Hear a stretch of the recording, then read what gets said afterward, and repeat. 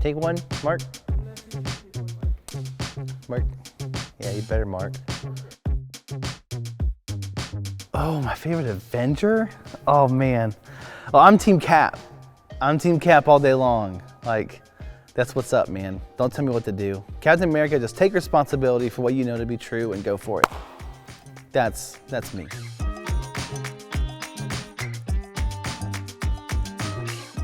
I want to talk to like the people who like were most successful at like both conquering and making peace. So I'd want like Nelson Mandela and Mahatma Gandhi.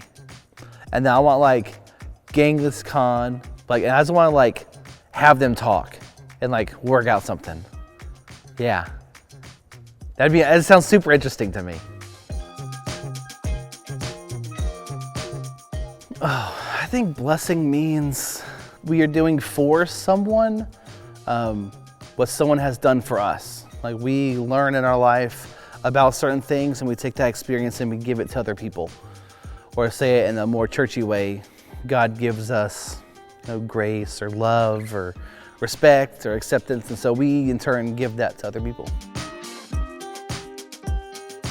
Okay, so when I was growing up, our family didn't have a ton of money. We weren't like poor, but we didn't have a lot of money in Northeast Tennessee. And so I kind of got some glimpses to see what it looked like to live with a little. And so that kind of carries over into my adulthood because people respond to poverty differently. For us, it looked like, understanding how little we can live with is always really helpful. So that kind of proved to be a blessing, even though at the time when all my friends were getting stuff and I was getting nothing, when my friends were getting new shoes and new clothes and I was getting like the hand-me-downs or I was getting stuff at like the secondhand store, that kind of helped set a perspective for me. So I'm Chase Boyer and this has been 2 Minutes with me.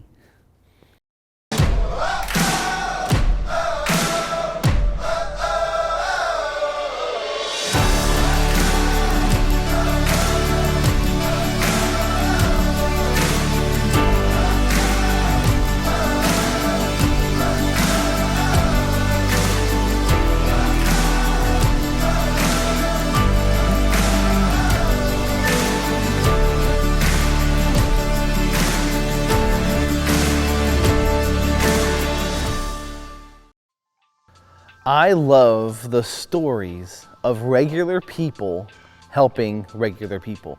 I love hearing about that kind of news. I loved when John Krasinski last year in the wake of the pandemic, or you might more famously know him as Jim from The Office, he created that social media network profile that was called Some Good News and like had the show and like we just saw all the cool things that people were doing for one another. Oh, I loved watching the entire original Hamilton cast sing that first opening number with that mega fan. Oh, that was so cool. I love that stuff. Like there's a story out in Cincinnati of a mailman who was on his final route on his final day before retiring. And all along his route, the residents left him gifts in their mailboxes, small little tokens of appreciation for the years of his hard work over the years. A few of them even threw like a small little party with like the banner and like the poppers and everything. I have another mailman story for you, for those of you who aren't on Mailman TikTok. There was a woman who was struggling with her COVID-19 symptoms and she was isolating at home, and so she didn't have any family or friends in her home or visiting her, and so she was alone. So she would rely on getting packages from her friends and family. So because she wanted to be thoughtful, she left a note for her mail carrier to let them know that she has COVID and don't touch my mailbox, instead bring the things to this bucket outside my door, and that way we can keep things safe. Well, the mail carrier kind of just said thank you. Thanks for letting me know. But then she went off to the store and bought a bunch of care items, get well soon cards. She wrote her a note saying, I'm encouraging you, I love you, I hope that you get better soon. And you can imagine that this gesture was so overwhelming for this lady with COVID-19. She says, what made me so emotional was just the thought of her getting the bag ready in the morning before starting to work, or maybe the night before. Just having me on her mind in her daily routine meant so much. Honestly, I don't know why my stories are really tied to figures at the United States Postal Service, but hey, if it fits, it ships, you know? Stories like this get me excited about our final series together because it's called Bless. And I want to get straight to it today because each and every one of you is called by God to be a blessing to the world. Now, you might be wondering about how this idea of blessing came about. And if you wanted some brownie points, perhaps you'll assume it was Jesus. Jesus was the one who offered this idea to us. Well, no. Jesus is an important step in the blessing of the world, and perhaps the most important. But this idea of blessing did not start with Jesus. We have to go all the way back to the beginning to learn about a man named Abram, who you might know as Abraham. Abraham was a man who God saw as righteous. And so God decided to use Abraham and his family to become like the father of many nations, or eventually turn into the people of God, Israel. Israel is not yet formed yet, and Jesus had not yet walked the earth. So at this time period, people groups are basically fighting and vying for power and control, and with land being the central focus of their effort. If you had land, if you had territory, you had kingdom, you had place to rule, you could kind of make everything happen for you and your own. So this is how God calls Abram. The Lord said to Abram, "Leave your land, your family, your father's household, for the land that I will show you. I will make you a great nation and will bless you. I will make your name respected, and you will be a blessing." Now, don't miss that. God's original intent for the people God goes on to choose was for them to receive a blessing from God so that they may be a blessing to the world. That mission basically extends all throughout the story of the Old Testament. And time again, what we see is God's people fail to live up to their end of the bargain. We see God save Israel from slavery in Egypt. For 400 years, guys, they were slaves as a people, slaves in Egypt, only to have them complain about the difficulty of the journey that was ahead of them. You know, we see God give his people a promised land, only to have them complain about how difficult it will be to claim for their own. Now, we see God rescue them from captivity from these massive, ancient, powerful civilizations like Babylon and Persia and Assyria, only to have God's people write their own laws instead, and would further marginalize the poor and the disabled and diseased and outcast in their society. We even see God send Jesus to earth to show them the way, only to have God's people bear false witness and kill him. The mission was simple. I will bless you so that you can be a blessing. And God's people kept choosing their own way. But you see, regardless though, I'm still convinced. I, along with your student pastors, with your group leaders, with the leaders of this church and the churches all over the world, we're convinced and we agree that every single one of us needs to know the way of Jesus.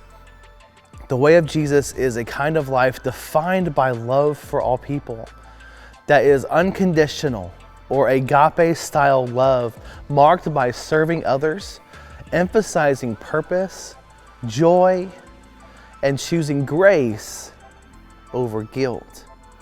It's encouragement, not course correction. But for many of you, what you have seen or experienced about the church or Christianity is the opposite of blessing. It's judgment. It's hypocrisy. It's exclusion. And some of you are wondering if the church loves your friends or will accept your friends for who they are. But listen to me close. The way of Jesus is for everyone. The church is designed to be a blessing to the world. And regardless of what you've experienced or seen, we know this to be true. True, right Christianity is the hope of the world. It's loving, accepting, pure, and holy. It's not exclusionary, instead it's inclusive. It allows for all people to experience who God truly is and what God really desires for our life. And God calls us to be that blessing. And so we want to share that with you. A very simple and everyday way for you to be a blessing. And to help us remember, we're going to use an acronym to help us learn how to bless the world around us. Some tools and strategies that Jesus himself used to bring about the change that he did in the world. Can you guess what it is? Can you guess an acronym? It rhymes with dress, impress, distress. It's bless. Oh, you did it. Great job. You are so great. Oh, you're so smart. Oh man, every single one of you except for you. You know who I'm pointing at. The B in bless is begin with prayer. See, Jesus would often withdraw to places to pray as his ministry continued. And we need to allow God to speak to us and help us discover that purpose, to kind of choose the direction of blessing. So it starts and begins with prayer. The L, listen well. Doesn't it feel like we need to really embody this so much today? We need to be listeners, question askers. Don't speak first then listen, but listen then speak. The followers of Jesus will do well to listen to those around them, to learn about their life, their story, their needs.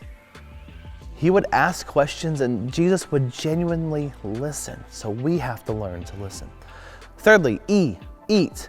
Well, this one's pretty awesome and pretty straightforward. We all need to eat. But what you may not realize is that Jesus would often sit down with those he was ministering to over a meal. There's something about sharing a meal with someone that moves a relationship from an acquaintance to a friendship. Fourthly, S, serve. As we learn more about those God is calling us to engage with, we want to find ways to serve them and show them God's love. Jesus himself said that he did not come to be served, but to serve and give his life as a ransom. So showing up for someone when they need it is huge. And lastly, the second S is share your story. If the opportunity presents itself, we want to share our own stories about how God has shown up and moved in our life and accepted us and has called us to making this world a better place. And when people were ready to listen, Jesus would share his story. So if you're a Christ follower watching this right now and you've been wondering, what do I need to do to follow Jesus? Well, it's this. Be a blessing. You have been blessed with grace and forgiveness, acceptance, love, so that you can in turn show that blessing to others. Jesus says in Matthew chapter 5 that we are the light of the world. And if we are that light, we should not keep it hidden. We have received blessing from God, so we are indeed commanded to give blessing. And lastly, each of you in your groups will practice and discuss each of these letters over the next coming weeks. And we encourage you to work as a group and act those things out together and strategize together to make it a little simpler for yourselves. For those of you who are joining us online, live, you're more than welcome. Hit that link at the end of this video and join into a campus small group. Everyone is welcome into a group. But if you're watching this later on, months down the road, years down the road, man, I just want to challenge you for the next 5 weeks. Engage in this stuff. Ask yourself these questions. Begin to strategize and just watch how God might change you and those around you in the process. Okay, so I have to admit something to you. I am not one of those people who often goes to the dentist.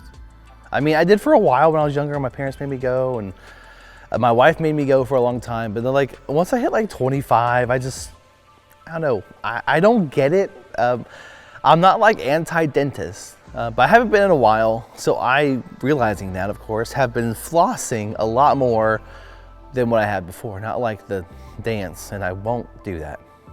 Julie, I'm not gonna do that. I won't do that. I have integrity.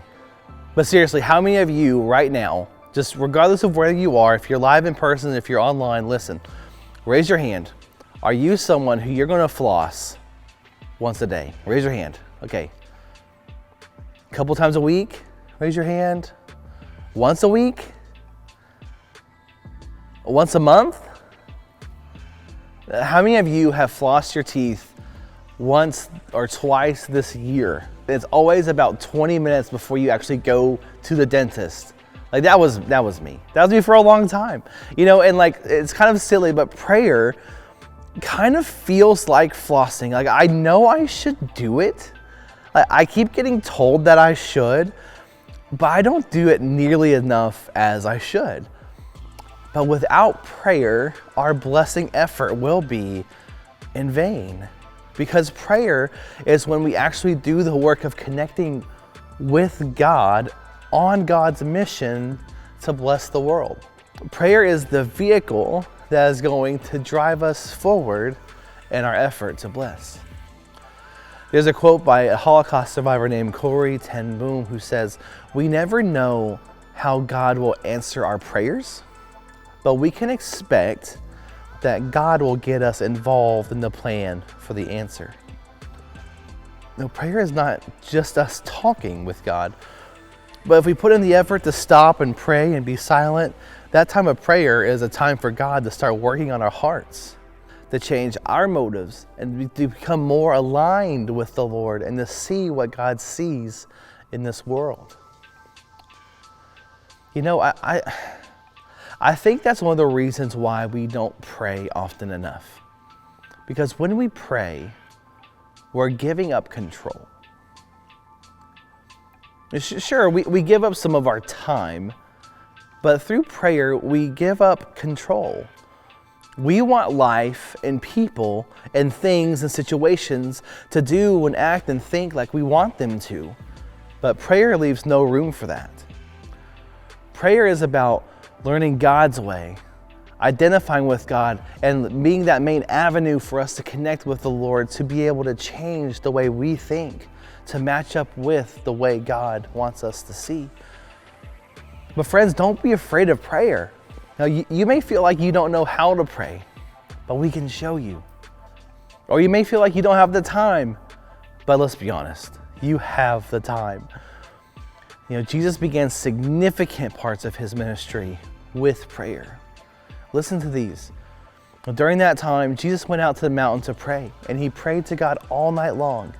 And at daybreak, he called together his disciples, and he chose from among them 12 whom he called apostles. Before naming his 12 closest companions, the 12 that he knows who are going to lead his church after he passes on, Jesus spent the whole night in prayer. We don't know what he said. We don't know how much time he spent talking or how much time he spent listening. We just know he prayed, and for a long time. Jesus did this again, right after feeding 5,000 men. Right then, Jesus made the disciples get into the boat and go ahead of him into the other side of the lake, while he dismissed the crowds. When he sent them away, he went up on a mountain by himself to pray. Evening came, and he was alone.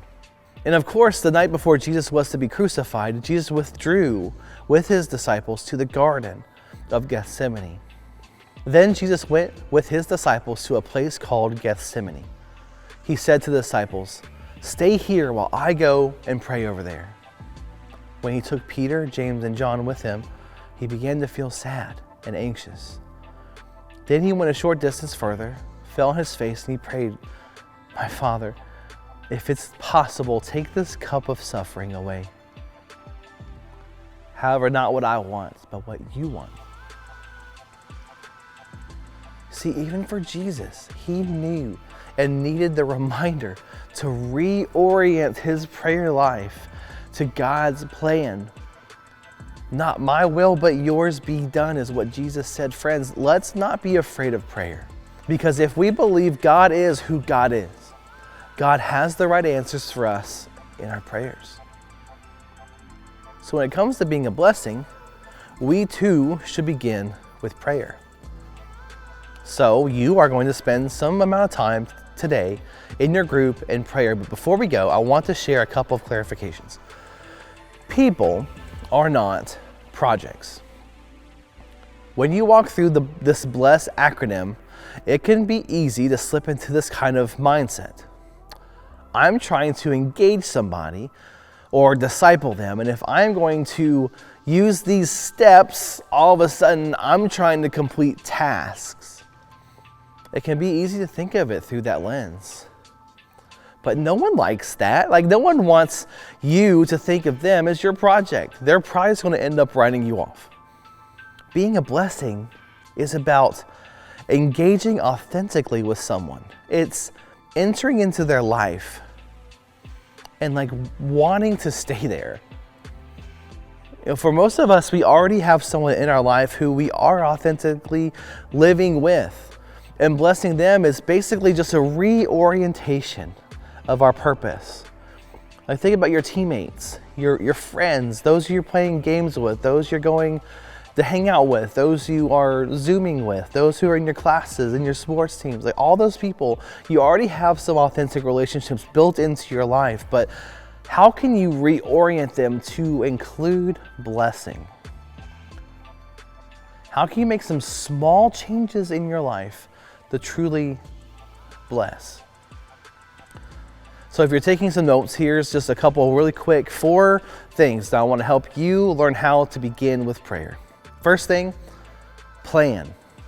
Things are important to us when we put them on a calendar, or when we set a reminder on our phone, or if we put an alarm on our phone. Do that. Even if it's just for a quick 5 minutes, do that, say a quick prayer. 2, prepare. We use prayer to prepare our hearts for the adventure that God is about to embark with us on. Ask God to give you eyes to see and ears to hear for the connections that you need to make, and prepare yourself for the adventure ahead. Thirdly, places. So plan, prepare, places. 3, while you pray, think about the places you're going to go today. And take some mental notes. When you think about those places, what ways do you already see where blessing is needed? Who is being mistreated in those places? What kinds of things are said? What's happening in the locker room, on the field, in the theater, at home? Where are those places that you need to show blessing and show care and love that you just can already think of? Think of those places. And lastly, when you pray, think about the people. Ask God to show you how to be a blessing to those you're already connected with. When you pray for people, you are already giving them a blessing, as God goes to work cultivating the ground for us to engage. Pray for their physical health, their mental health, their relationships, the families, academics, their athletic success. Whatever it is, mention those people by their name and pray for them. If you're realizing this now, then good. Following the way of Jesus was not meant to be comfortable, but it's meant to be life-changing. So go now. Begin being a blessing to the best of your ability, and give yourself some grace. You're not going to be perfect on this journey, but trust me, God simply wants us to try to be blessings in the world. And it begins with prayer.